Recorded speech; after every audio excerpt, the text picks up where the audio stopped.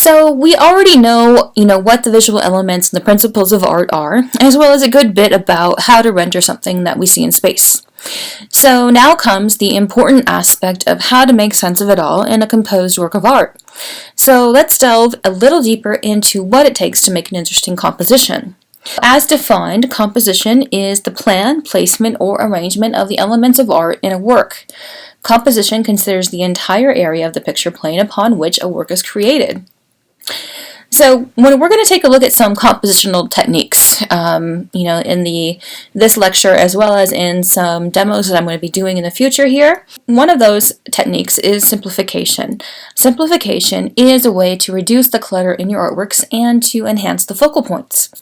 So you really can simplify your composition in many ways, such as using a limited color palette or color range, reducing the detail of unimportant areas, using a limited value range, which would be the range between your darkest dark and lightest light. Use larger paintbrushes to really simplify detail in your painting. You can also remove unnecessary subjects from your painting. So a little bit later on, I'm going to talk a little bit more about value patterns, which you see kind of depicted here. How can you translate an image like the complex one above of the landscape into one that's a lot more simplified, but still representative of that space, as you see in the work below. So this is a work by John Singer Sargent. So let's analyze the painting in terms of its simplicity. So the value range is very limited outside of the relatively bright red lights. This really channels the viewer to those bright areas in the painting. So the color range is also very limited. With John Singer Sargent, using mostly different tones of red and gray.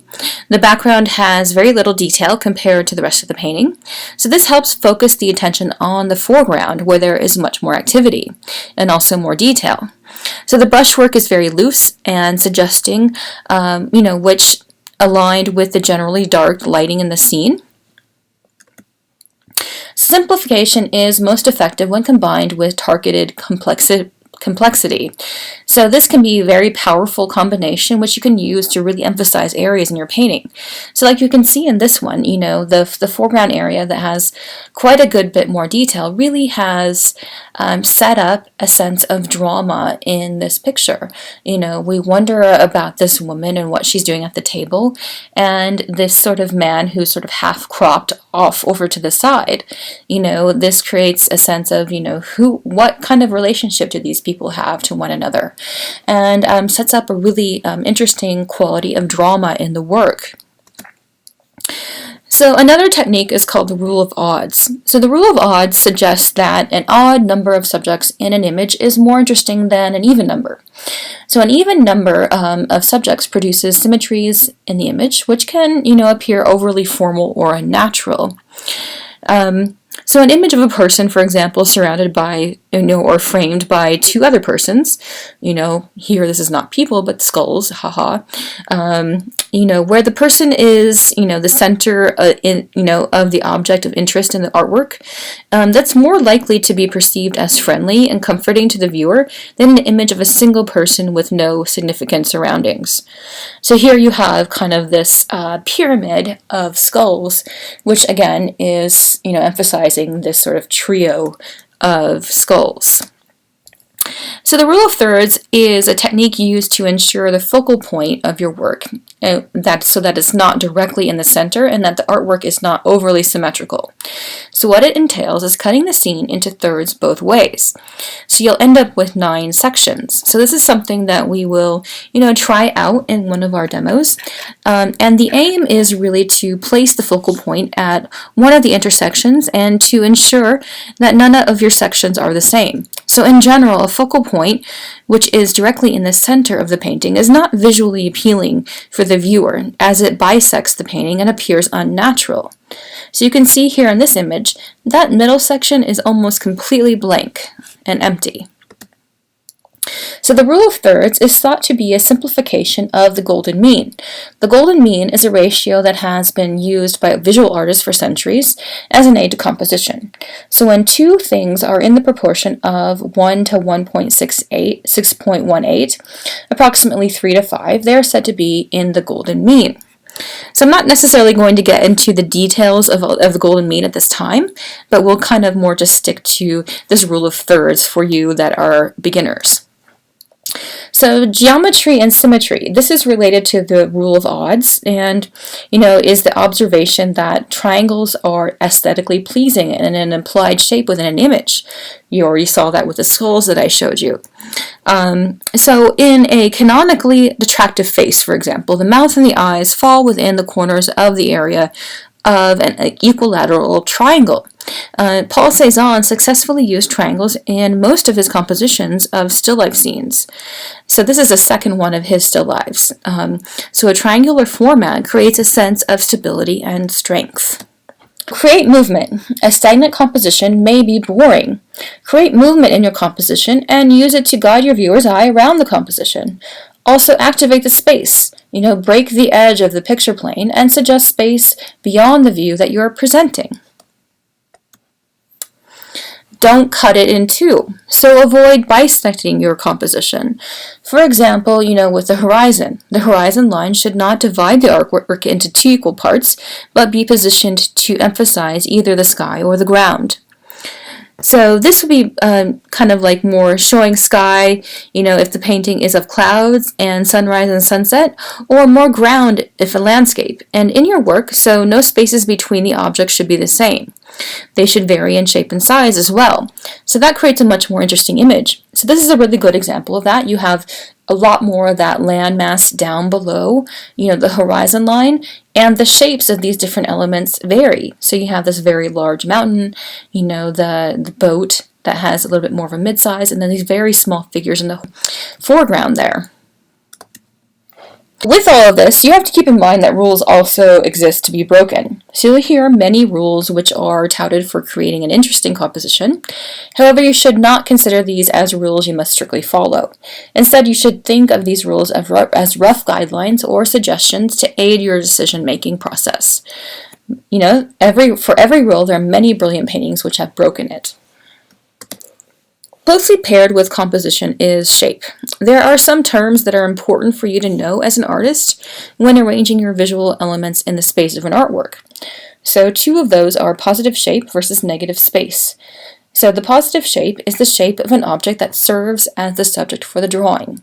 And negative space is the space surrounding a positive shape, sometimes referred to as ground, empty space, background.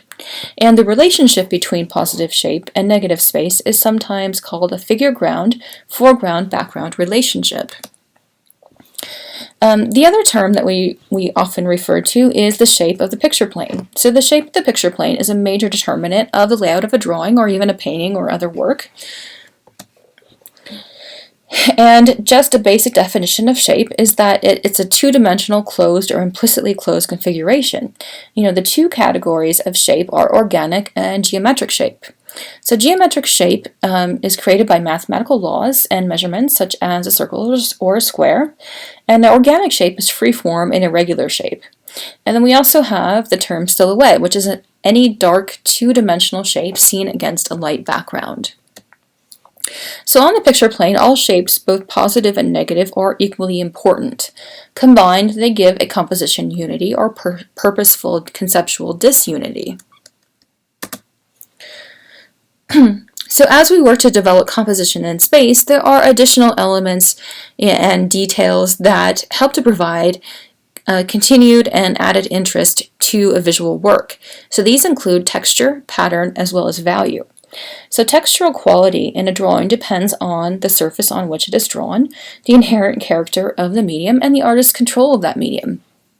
So here you see an example of invented texture. So invented or decorative textures do not imitate textures in real life. The artist invents the textural patterns, and invented or conventional textures can be used as non-representational patterns, or they may be abstracted conventional textures symbolizing actual textures. And actual texture, in its most literal meaning, is texture that refers strictly to the sense of touch. So this is the category of actual texture. It refers to the surface of the work, smooth or rough paper, for example. The texture of the medium, such as a wax-like crayon, which leaves a buildup on the surface. Any material, such as fabric or paper, added to the surface as well. Other types of texture include simulated texture. So in simulated texture, this is this imitation of a real texture. And there's a French term called trompe-l'oeil. This is kind of a trick of the eye illusionistic technique, which is of simulated texture, the imitation of the tactile quality of a surface. And it can even sometimes trick you until you start to look very, very closely at the surface of the work. So texture, although it can be used to record the observed phenomenon of external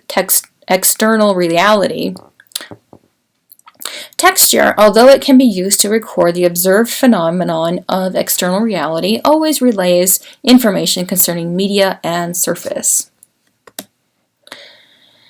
And in relation to texture, we have pattern. Pattern is something that I actually tend to like to work with quite a lot in my own creative work. So pattern is the repetition of anything, shapes, lines, or colors, also called a motif in a design. As such, it is one of the principles of design. And also related to this is decoration, something which adorns or embellishes an ornamentation. It's also something you can have a lot of fun with. So then we have with that a field of view. This is a background area or an entire physical plane, often one color and also of one texture. And what we like to do as artists is to break those fields or to go against the rules. And that term related to that is an anomaly. This is a deviation from the normal or expected form, order, or arrangement. Incorporating one or more anomalies in producing an artwork is among the possible means of achieving emphasis or a focal point. So when we're creating art, we are dealing with space. It could be two-dimensional space or even three-dimensional space. So there's different definitions of that space as well. So here we have shallow space. This is a relatively flat space having height and width but limited depth.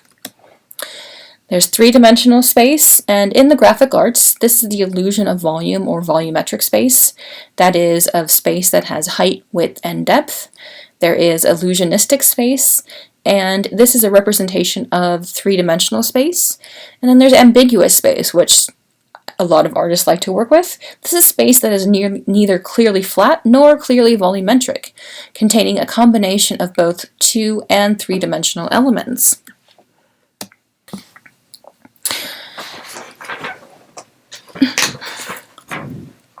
So as I mentioned early on in the lecture, I was talking about simplicity. And this is something we do when we create a value pattern, and this is something we're going to try out. So if you take a look at these three formats, each of them have about the same amount of middle gray, white, and black. So which of the three is the most interesting to you? Consider that. So the first one might seem, a bit sort of crazy and disjointed. The middle one might seem kind of boring, but then you have the one on the right where, some of the values are a little bit grouped, but it has sort of a different sense of balance and a little bit of areas of interest in that center area. So here are some possible value patterns. So each has, a large pattern of mid-value gray and some small areas of concentrated lights and darks. So there are many variables. The gray pattern can touch 1, 2, 3, or all 4 sides of the box. It can be wide or skinny, anywhere in the format. There is no end to the possibilities. So the one standard that applies to all of them is that the gray values connect to a single large pattern. So each shape of white either touches another light shape or is close enough to connect visually. A dark shape is either connected to the next dark shape or is close enough to be seen as connecting behind the light shapes. Think of them as families. Don't break them up. So a single object placed in a format does not make a composition. So to compose means to arrange within a space, and you can't arrange, one thing by itself. Try to think more about what the pattern of darks is doing rather than what the object represents. So in other words, how are the darks moving around the format? What edges do they touch? How much of an edge do they embrace? Does their direction complement the direction of the subject instead of echoing it? Squint to see the patterns more of the values. Only keep what's necessary. So this pattern is the essential information from the photo of the shoppers here.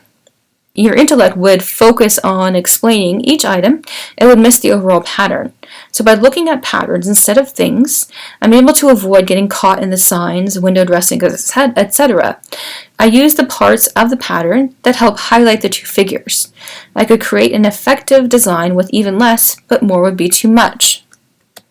Keep your eye on the edges. So one of the most overlooked and yet important aspects of any subject you choose to draw is the quality of the edges where the shape meets the space. The appearance of these edges is affected by many factors.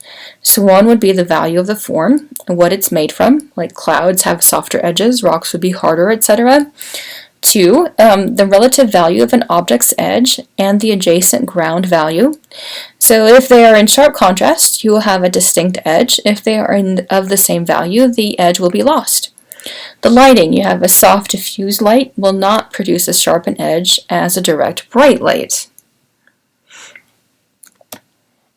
So to draw an edge correctly, you must be able to compare it to other edges. So the only way to compare is to squint. If you find yourself saying, "Oh, that's too complex for me," don't listen to yourself. That is your intellectual brain speaking. Your artist's brain enjoys this as much as your intellectual brain enjoys crossword puzzles or complex novels. Draw what you see. As you get involved with the value relationships among the edges, you will slip into a mental mode much like meditation. So once you're aware of the different kinds of value changes and the types of edges you see along forms, you're free to create your own. You can create a value relationship between a figure and its ground, as subtle or dynamic as you want. So the placement of objects within the picture plane is not an arbitrary act, but is the result of distinct visual decisions.